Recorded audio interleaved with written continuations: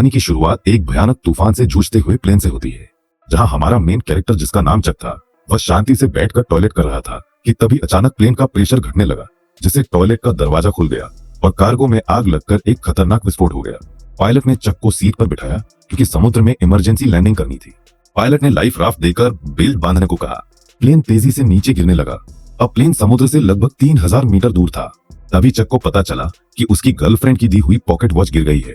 Pilot ने life jacket पहनने को कहा, पर वह दाई और थी।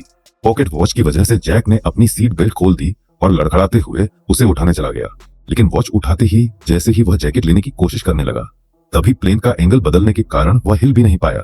पायलट ने देखा कि वह अपनी सीट पर नहीं था, इसलिए उसने अपनी सेफ्टी बेल्ट खोल दी। तेज झटकों से पायलट बुरी तरह घायल हो गया। पायलट ने प्लेन को समुद्र की सतह पर धीमी गति से टच कराया, लेकिन गलत लैंडिंग से पानी केबिन में भर गया। सेफ्टी बेल्ट न बंधे होने की वजह से चक की जान बच गई।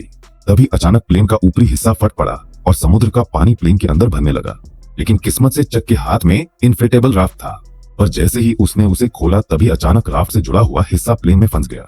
डूबता हुआ एरोप्लेन चक को राफ्ट के साथ नीचे खींचने लगा, पर चक की किस्मत अच्छी थी क्योंकि राफ्ट से जुड़ी हुई रस्सी अचानक टूट गई और इस तरह लाइफ राफ्ट ने उसे खींचते हुए मौत के मुंह से बाहर निकाल लिया।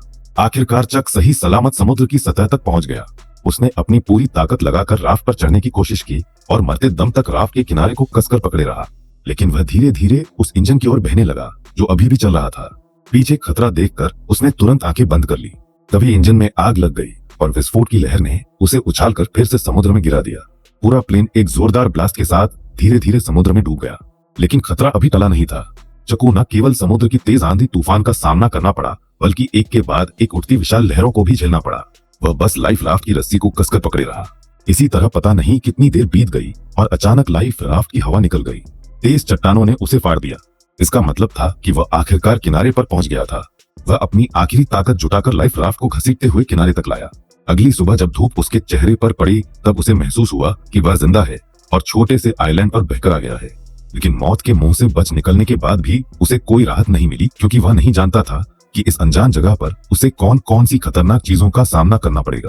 वह चलते चलते प्लेन से बिखरी हुई चीजें उठाता गया और आइलैंड के अंदर अपने ही जैसे लोगों की खोज शुरू कर दी। लेकिन जब उसने चारों ओर नजर डाली तो उसका स्वागत केवल कभी खत्म ना होने वाले सन्नाटे ने किया। इससे यह साफ था कि वह एक ऐसे आइलैंड पर फंस चुका था जो दुनिया के नक्शे पर भी नहीं था। कोई है यहाँ फंस कर मर ना जाए, इसलिए उसने खुद को बचाने के लिए तरह तरह के उपाय सोचने शुरू कर दिए। लेकिन इस समय उसके पास समुद्र तट पर हेल्प का निशान लिखने के अलावा कोई कारगर तरीका नहीं था। जल्दी ही रात का अंधेरा छा गया और वह अब भी उम्मीद कर रहा था कि कोई गुजरती हुई नाव उसे देख ले। लेकिन जैसे जैसे रात होती गई, उसकी उम्मीदें भी धीरे धीरे चारों ओर के सन्नाटे की वजह से डर में बदलती गई। वह जंगल के बेहद खतरनाक जीवों की आवाज सुनकर लगातार डर से कांपता रहा। अगले दिन उसने इकट्ठा की गई चीजों से एक काम चलाओ रेस्टिंग प्लेस बनाया और प्लेन से निकले सामान की जांच शुरू कर दी। अब उसके पास उसकी गर्लफ्रेंड द्वारा दी गई एक पॉकेट वॉच के अलावा और कुछ भी काम का नहीं बचा था। अपनी गर्लफ्रेंड के साथ बिताए पलों को सोचते हुए उसे इस प्लेन में आने का और भी ज्यादा पछतावा। दरअसल केली के बिजनेस ट्रिप पर जाने से पहले उसने चक को एक पॉकेट वॉच दी थी ताकि क्रिसमस पर लौटते ही दोनों एक दूसरे से शादी कर लें। लेकिन एक अचानक हुई विमान दुर्घटना ने इस शादी को यहीं पर रोक दिया। जब उसके सभी फैमिली मेंबर यह मान चुके थे कि चक इस हादसे में मारा गया है, तब भी वह जिद के साथ जिंदा रहा। लेकिन इस सुनसान आइलैंड पर खाना पीना बहुत बड़ी मुसीबत बन गया था और चक कब तक टिक पाएगा यह भी किसी को नहीं पता था। उसने अपनी कंपनी के बहुत से पार्सल वापस इकट्ठा किए, लेकिन उसने उन्हें खोलने का फैसला नहीं किया क्योंकि उसके लिए यह उसके काम की ईमानदारी थी। चाहे वह अनजान टापू पर ही क्यों ना फंसा हो, पर वह अब भी ग्राहकों के भरोसे को तोड़ना नहीं चाहता था। कल जो उसने समुद्र तट पर हेल्प के साइन बनाए थे, वे भी समुद्र की लहरों से कब के मिट चुके थे। उसे कुछ खराब लकड़ियों का इस्तेमाल करके फिर से हेल्प लिखना पड़ा। धीरे धीरे चक के मन में जिंदा रहने की चाह और भी बढ़ती जा रही थी। उसे पता था कि अगर यहाँ से निकलना है तो हर हाल में जिंदा रहना होगा। लेकिन इस वीरान छोटे टापू पर सख्त नारियल के अलावा उसे खाने लायक कुछ भी नहीं मिला, और क्योंकि उसके पास नारियल खोलने का कोई औज़ नहीं था, इसलिए नारियल खोलना भी उसके लिए बेहद मुश्किल काम बन गया था। फिर उसने एक धारदार पत्थर से आखिरकार नारियल को फोड़ दिया और उसके पानी का स्वाद लेने लगा, जो उस पल उसके लिए अमृत जैसा था। लेकिन वह केवल नारियल से संतुष्ट नहीं हुआ। चक ने पेट भरने के लिए इस छोटे से टापू के अन्य हिस्सों की भी खोज करने का फैसला किया। वह यहाँ की सबसे ऊंची चोटी पर चढ़कर सब कुछ देखना चाहता था, लेकिन नुकीले पहाड़ी पत्थरों ने उसकी राह मुश्किल कर दी। इसलिए उसने पत्थर से अपनी पैंट का कपड़ा काटा, उसमें पत्ते मिलाए और एक जोड़ी जूते बना लिए। लेकिन जब वह पहाड़ की चोटी पर पहुंचा तब उसे पता चला कि यह सचमुच एक सुनसान टापू ही है। चारों ओर दूर दूर तक फैला समुद्र था, लेकिन उसके अलावा कोई और इंसान नजर नहीं आ रहा था। जब वह निराश होकर सोच रहा था कि आखिर वो कैसे अपनी जान बचा सकता है, तभी दूर एक अजीब सी चीज ने उसका ध्यान खींचा। वह बिना सोचे समझे उस चीज की ओर दौड़ पड़ा। उसे लगा था कि वह भी उसी की तरह जिंदा बचने वाला कोई पायलट है, लेकिन जब चक ने उस पायलट को पलट कर देखा तो पाया कि वह तो काफी समय पहले ही मर चुका था। दुखी मन से उसने पायलट की लाश को आइलैंड पर घसीट लिया और उसके पास से कुछ काम की चीजें इकट्ठा करने लगा। उसने एक जोड़ी अभी भी पहनने लायक जूते, एक टॉर्च जो अब भी जल सकती थी और एक बेकार हो चुका बटुआ अपने पास रख लिया। इसके बाद उसने पायलट के लिए एक कब्र खोदी और उसकी लाश को उसमें दफना दिया और उसकी मरने की तारीख एक चट्टान पर लिख दी। शाम के समय चक समुद्र तट पर बैठा अपने जूतों को निहार रहा था। उसके मन में एक अजीब सी उदासी थी। उसे लगा कि शायद अगली बार जो उस कब्र में लेटा होगा वह खुद ही होगा। इसी वजह से रात में चक सो नहीं सका।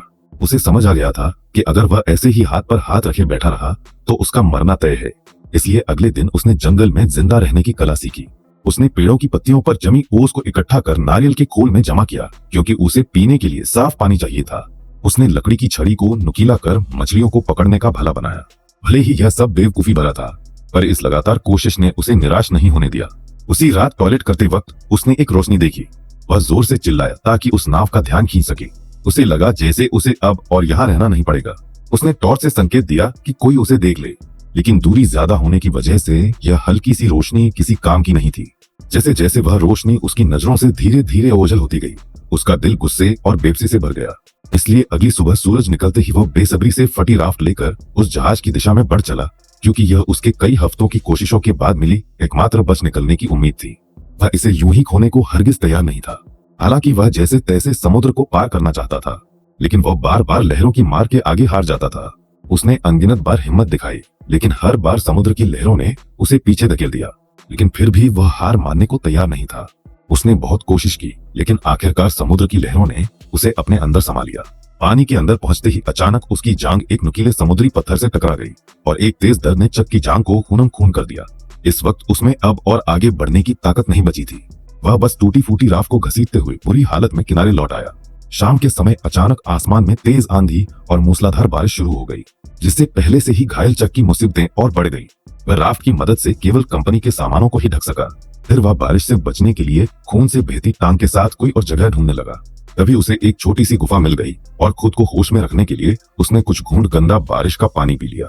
लगभग पूरी तरह थक जाने के साथ उसका घायल शरीर अब और सहन नहीं कर सका और वह जमीन पर बेहोश हो गया। उसके पीछे रखी टॉर्च की बैटरी खत्म होते ही वह भी अंधेरे में डूब गई। अगले दिन चय फिर से तेज दर्द के साथ जागा। उसकी टांग के घाव में कीड़े लगने के लक्षण दिखाई दे रहे थे। इस सुनसान जगह पर अगर इसका इलाज ना हुआ तो उसे और भी बड़े खतरे का सामना करना पड़ेगा। जिंदा रहने की थोड़ी सी भी उम्मीद पाने के लिए उसे अपने मन की जिद छोड़नी पड़ी और उसने उन पार्सलों को खोलने का फैसला किया। पैकेजों में उसे एक दर्जन वीडियो टेप, एक गिफ्ट की तरह सजाया गया वॉलीबॉल, एक सुंदर महिला की लंबी ड्रेस और सबसे स्टाइलिश दिखने वाली एक जोड़ी स्केट्स मिले। लेकिन आखिरी पार्सल को उसने खोलने का फैसला नहीं किया। शायद इसलिए कि वह निराश नहीं होना चाहता था, या शायद इसलिए कि वह अपने लिए एक उम्मीद बचा कर रखना चाहता था। उसने पार्सल की पैकिंग में इस्तेमाल हुए फोम को अपने घाव पर लगाया। फिर जूतों के फीते खोलकर उसने उनसे काम चलाऊ पट्टी बांध ली। जूतों के ब्लेड उसके सबसे काम आने वाले औजार बन गए और लंबी ड्रेस की काली जाली से उसने एक आसान मछली पकड़ने का जाल बना लिया। मछली पकड़ने के औजार की मदद से कई दिनों बाद वह आखिरकार पहली बार पेट भर खाना खा सका। कच्चा खाना निगलना मुश्किल ना हो, इसके लिए चक ने लकड़ी रगड़कर आग जलाने का फैसला किया। लेकिन भले ही उसने सुबह से लेकर शाम तक और फिर शाम से लेकर अगली सुबह तक लगातार कोशिश की, पर फिर भी उसके मन में जो छोटी सी चिंगारी थी वह उसकी उम्मीद के मुताबिक आग नहीं बन सकी। जब उसके दोनों हाथ रगड़ते रगड़ते छिल गए तब उनसे ताजा खून बहने लगा, जिससे चक का गुस्सा फूट पड़ा। आइलैंड की मुश्किल जिंदगी और पुरानी चोटों ने उसे पूरी तरह तोड़ दिया था। चक ने किनारे बैठकर अपने घावों को पानी से साफ किया और तेज दर्द ने उसे परेशानी का एहसास फिर से करा दिया। अब उसके लिए जिंदा रहना एक ऐसा सवाल था जिससे वह भाग नहीं सकता था। अभी अभी गुस्से में फेंकी गई वॉलीबॉल उसके पैरों के पास पड़ी थी, जिस पर उसकी ताजा लाल हथेली की छाप बहुत ही चमकदार दिख रही थी। तभी उसके दिमाग में एक अजीब ख्याल आया। उसने अपनी लार से हथेली के निशान पर 2 आंखें और ऊपर हल्की सी मुस्कान बना दी। अब वह वॉलीबॉल एक इंसान के चेहरे जैसी लगने लगी थी। शायद बहुत ज्यादा अकेले रहने के कारण उसने तय किया कि वो इस चेहरे को अपना दोस्त बना लेगा। उसने वॉलीबॉल का नाम विल्सन रखा और उसे अपने पास रख लिया ताकि वह उसकी जिंदगी में उसका साथ दे सके। यह दृश्य थोड़ा अजीब जरूर था, लेकिन कम से कम उसे अकेला होना महसूस नहीं हुआ। विल्सन की निगरानी में चको जैसे फिर से पूरी ताकत मिल गई। जैसे जैसे वह तेजी से लकड़ी को घिसता गया, लकड़ी के टुकड़ों के बीच सचमुच चिंगारी निकल आई। जलती आग को देखकर चक बहुत खुश हो गया, जैसे उसने कोई बड़ी जंग जीत ली हो। यह आग उसके लिए खाना पकाने की अच्छी स्कीम होने के साथ अपने यहाँ होने का सिग्नल भेजने की भी अच्छी जुगाड़ थी। रात में वह खाते हुए विल्सन से अपनी हालत पर बात करता है। उसकी कैलकुलेशन के हिसाब से वह अब लगभग 4000 मील से भी अधिक दूर निकल आया था। यानी अगर वह चाहे कि कोई उसे ढूंढ ले तो उसके मिलने की संभावना लगभग नामुमकिन थी। लेकिन अब चक के पास कोई रास्ता नहीं था। वह बस खुद को मजबूत कर जिंदा रहने की कोशिश करता रहा। कच्चा खाना खाने और गंदगी से उसके खराब दांत सूजकर इन्फेक्टेड हो गए।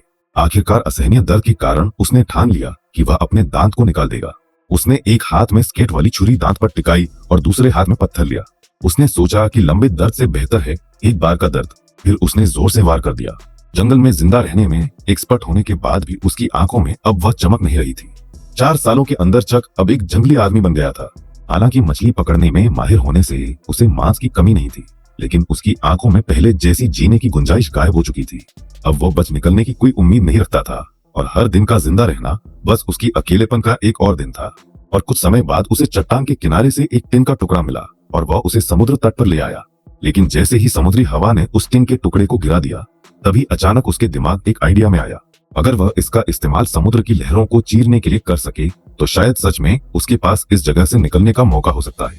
यह आइडिया आते ही उसने एक पल और इंतजार नहीं किया। उसे इस सुनसान टापू पर से जल्द निकलना था। चक तुरंत हरकत में आ गया। सबसे पहले उसे एक नाव बनानी थी। उसने बहुत सारी टहनियां इकट्ठा की और उन्हें एक साथ रखा। फिर जंगली रस्सियों का इस्तेमाल किया और सबको एक साथ बांध दिया, यहाँ तक कि बेकार वीडियो टेप को भी रस्सी बना लिया। अब चक की मेंटल स्टेट बिगड़ने लगी थी। उसे लगने लगा कि विल्सन उसे देख रहा है और उसे जाने नहीं देना चाहता। इसी वजह से उस रात वह विल्सन से झगड़ पड़ा। मैं अपनी पूरी जिंदगी तुमसे बात नहीं कर सकता। सुना तुमने 2 टके के वॉलीबॉल। फिर उसने गुस्से में अपने 4 साल पुराने दोस्त को एक लात मारकर दूर फेंक दिया। लेकिन जब वो कुछ देर बाद शांत हुआ तो उसे अपने दोस्त विल्सन के लिए गहरा पछतावा। इसलिए वह रात के अंधेरे में विल्सन को ढूंढने निकल पड़ा और प्यार से उसके चेहरे पर फिर से रंग लगा दिया। हर दिन इसी तरह बीतता गया और चक की लकड़ी की नाव भी बनकर तैयार हो गई। उसने जाने के लिए सारी चीजें तैयार कर ली थी। अब बस सही दिशा की हवा का इंतजार था ताकि वह अपनी नाव को समुद्र में उतार सके। उसने अपने यहाँ फंसे होने का साइन भी छोड़ दिया था। उसने 10,500 से भी ज्यादा दिनों तक इस बेरहम टापू पर फंसे रहने का वर्ल्ड रिकॉर्ड बना दिया था। जब वह आखिरी अक्षर उके रहा था, तभी अचानक हवा उस दिशा में चलने लगी जहाँ चक चाहता था। उसने एक्साइटेड होकर नाव को समुद्र की ओर धकेल दिया और फिर अपने पुराने दोस्त विल्सन के साथ जिंदगी खोजने की ओर निकल पड़ा। समुद्र की लहरें अब भी वैसी ही थी, लेकिन वे उसे घर लौटने से रोक नहीं सकी। झील की लहरों की तरह समुद्र की हर एक लहर लगभग उसे डुबो ही देती थी, लेकिन वह अपनी कोशिशों से लहर को चीरता चला गया। हर बार जब वह मौत के मुंह से बच निकलता तो उसके भीतर से बाहर निकलने की खुशी और भी बढ़ जाती। जब चक ने पीछे मुड़कर उस छोटे से टापू को देखा जिसने उसे 4 साल तक कैद रखा था, तब उस पल में चक के दिल में एक अजीब सी फीलिंग थी। अगर उसने इस कठिनाई का सामना करने की जिद न की होती तो शायद आज भी वह अकेलेपन से भरी जिंदगी जी रहा होता। हालांकि उसकी जंग अभी बस शुरू ही हुई थी। उसे पता नहीं था कि आगे जो खतरे उसका इंतजार कर रहे हैं वे उसके लिए सबसे घातक चुनौती साबित होंगे। ठीक उसी वक्त जब उसे लगा कि वह इसी तरह बहते बहते इंसानों की बस्ती तक पहुंच जाएगा, तभी एक और भीषण तूफान ने उसे झकझोर दिया। उस रात तेज बारिश में आंखें खोलना नामुमकिन था। वह नाव को पकड़े लहरों के बीच लाचार पड़ा रहा और हमलों को सहता रहा। यह उसके लिए सबसे कठिन रात। वो बेबस था और सब कुछ भगवान पर छोड़ चुका था। अच्छी बात यह रही कि चक किस्मत वाला था। उस रात की भीषण आंधी तूफान भी उसे अपने साथ नहीं ले जा सकी, लेकिन उसकी नाव को भारी नुकसान पहुंचा था। और सबसे अहम बात यह थी कि उसका पुराना दोस्त भी रस्सी ढीली हो जाने के कारण नाव से अलग हो चुका था। जब उसे इसका एहसास हुआ तब तक विल्सन समुद्र की लहरों के साथ बहुत दूर बह चुका था। वह उसका इकलौता साथी था जिससे वह दिल की बातें करता था। भले ही वह सिर्फ एक वॉलीबॉल था, लेकिन वही उसका एकमात्र सहारा था। वह सब कुछ भूलकर समुद्र में कूद पड़ा और उसे बचाने की कोशिश करने लगा, लेकिन दूरी बहुत ज्यादा थी और गहरा समुद्र उसे बार बार डरा रहा था। एक तरफ उसकी जान बचाने वाली नाव थी और दूसरी तरफ उसका 4 साल का सहारा विल्सन। लेकिन अब उसके पास कोई और चारा नहीं था। वह बस अपनी आंखों के सामने अपने पुराने दोस्त को दूर जाते हुए देखता रहा। विल्सन, मुझे माफ कर देना। इस तरह उसने अपना इकलौता दोस्त खो दिया और एक बार फिर अकेलापन और बेबसी ने उसे पूरी तरह घेर लिया। लगभग पूरी तरह से टूट चुकी लकड़ी की नाव को देखते हुए और चारों ओर फैले समुद्र को निहारते हुए इस पल चक को बहुत अच्छी तरह समझ आ गया कि वह कभी भी अपने घर वापस नहीं जा सकेगा। जिस वजह से जो उसके भीतर जीने की इच्छा अभी अभी जगी थी वो पूरी तरह टूट गई। आखिरकार उसने नाव का चप्पू भी फेंक दिया और तय कर लिया कि अब वह बस चुपचाप इंतजार करेगा कि समुद्र जल्द से जल्द उसे निगल जाए। ठीक उसी समय जब चक ने मौत का सामना करने के लिए खुद को तैयार किया, तभी एक ऐसी सिटी की आवाज गूंज उठी जिसे उसने सिर्फ अपने सपनों में ही सुना था। वो उम्मीद खोए हुए अपनी आखिरी ताकत जुटाकर मुड़ा और देखा कि एक विशाल मालवाहक जहाज उसके सामने तैर रहा था। तभी जहाज में मौजूद सभी लोगों ने चक को भी देख लिया और इस तरह कई सालों की कठिनाइयों के बाद चक आखिरकार फिर से प्लेन में बैठकर अपने घर लौट आया। उसकी सही सलामत जिंदा लौट आने की कहानी ने उसे पूरे शहर में मशहूर कर दिया। लेकिन चक को इन सब बातों से कोई फर्क नहीं पड़ता था। वो बस अपनी गर्लफ्रेंड से मिलना चाहता था जिसे उसने 4 साल से नहीं देखा था। लेकिन जब उसकी गर्लफ्रेंड की बजाय एक आदमी दरवाजा खोलकर सामने आया तो वह हैरान रह गया। उस आदमी ने चक से कहा, मैं केली का हस्बैंड हूँ, जेरी लविट। तब उसे पता चला कि जिसे वह याद करता रहा वह अब शादीशुदा थी और एक बच्चे की मां बन चुकी थी। केली का हस्बैंड चक को शांत करते हुए अपनी पत्नी का बचाव कर रहा था। शायद तुम्हें उसे थोड़ा और वक्त देना चाहिए। इतना कहकर वह वहां से चला गया। केली को रोते देख चक को उसकी हालत समझ आ गई। वह समझ गया उसकी कोई गलती नहीं थी। चक भी शायद वही करता। उस रात कंपनी ने स्वागत में समुद्री जानवरों की दावत दी। मेज पर रखी स्वादिष्ट मछलियां और बड़े केकड़े देखकर उस पल चक ने कुछ अजीब महसूस किया। उसके मन में उस आइलैंड की यादें थी जो कि टापू पर उबाऊ लगने वाले केकड़े और मछलियां यहाँ लजीज खाना बन गई थी। अगले दिन चक ने उस पार्सल को मंजिल तक पहुंचाया जिसे उसने टापू पर खोला नहीं था और एक थैंक्स लेटर भी दिया। उसने आभार जताया कि इसी पैकेज ने उसकी जान बचाई है। उस अजीब से पार्सल में क्या था जो इतने लंबे समय तक उसका साथी रहा, यह जानने के लिए उसने उसे कभी नहीं खोला और इस तरह इस शानदार कहानी का अंत हो गया। तो अब तुम बताओ कि तुम्हें यह वीडियो कैसी लगी। अगर वीडियो पसंद आई हो तो मेरे चैनल पर जाकर और वीडियोस को भी जरूर चेक करो और कमेंट में बताओ कि अगली किस मूवी का एक्सप्लेनेशन देखना चाहते हैं।